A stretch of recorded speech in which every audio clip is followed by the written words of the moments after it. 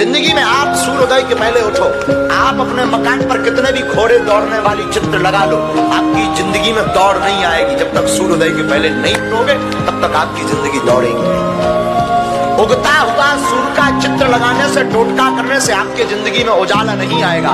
जब तक अपने वर्ग को पाने के लिए, संकल्प को, लक्ष्य को पाने के लिए घोड़ों की भांति दौड़ोगे नहीं और उगते हुए सूर्य के पहले उठोगे नहीं, तब तक आपके जीवन में उजाला नहीं आ सकता।